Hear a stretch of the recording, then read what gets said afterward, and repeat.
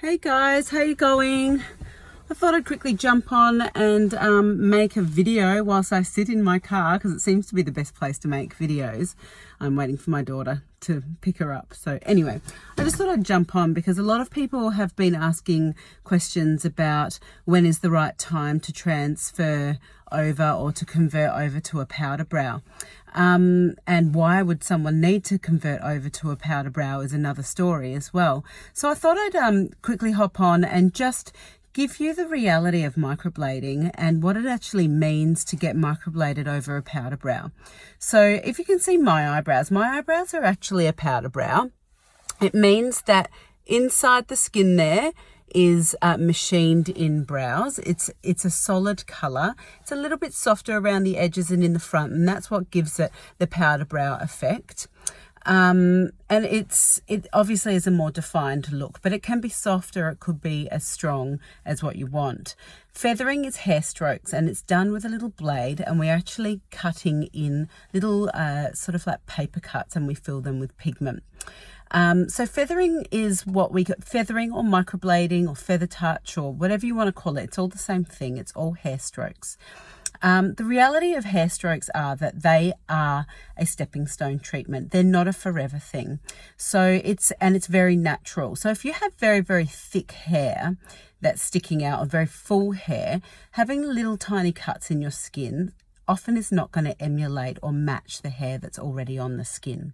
So for those people, we would say straight away, don't just completely miss microblading and go straight for a powder brow. For those people who have not much hair at all and really are going for a very, very natural look, feathering's good for that because they're fine little hair strokes, but they only stay like fine little hair strokes for a certain amount of time. So, and they fade and they blur over time. So most people get a good 6 months out of hair strokes with them looking like hair strokes. Some lucky ones will get a good year out of hair strokes or microblading until they start to blend. But the more you get microblading done, the more touch-ups you have, the more maintenance you have, the more layers upon layers upon layers do you have of microblading. And it actually all ends up blending together and looking like a powder brow in the end anyway.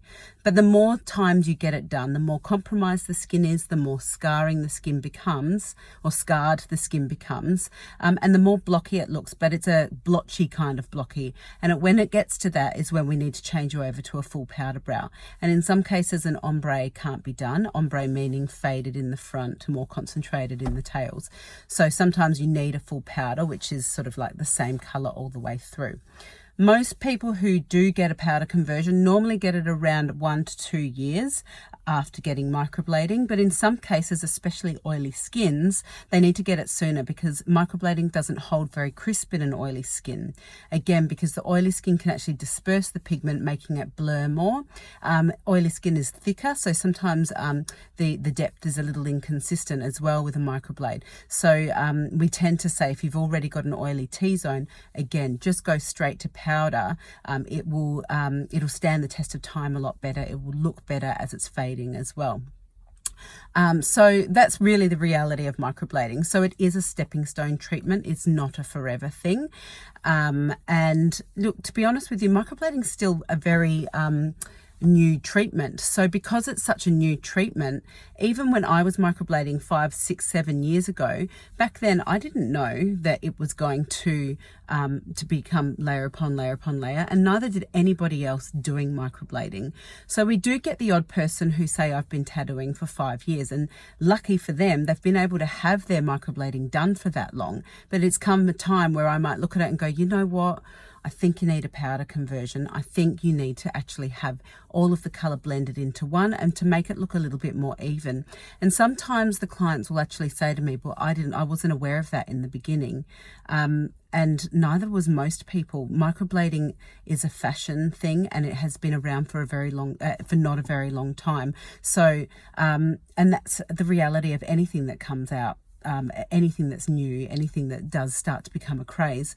So microblading still has its place in the industry. It's still very good for our stepping stone clients, for the clients that are really, really nervous about getting their brows done, that want something very, very natural.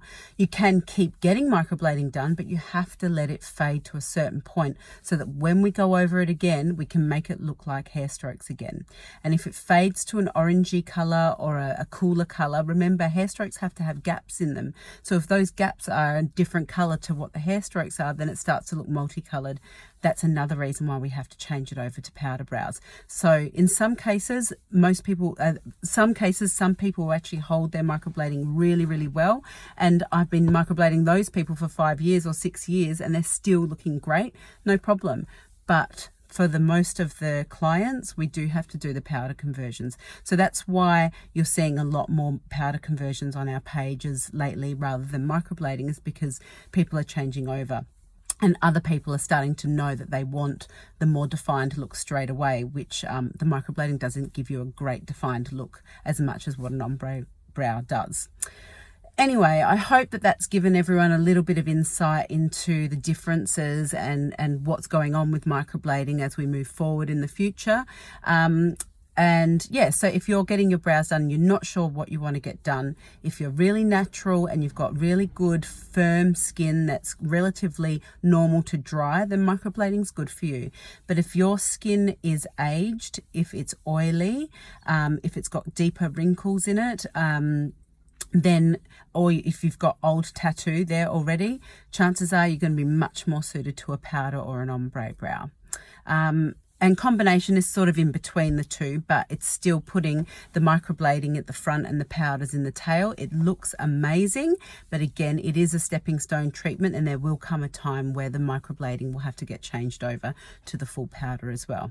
Anyway, I hope everyone that's helped everyone in understanding everything. And if you've got any questions, feel free to put them in the comments below, and we'll endeavour to answer them as soon as we can. All right, then, have a great day, everyone. Bye.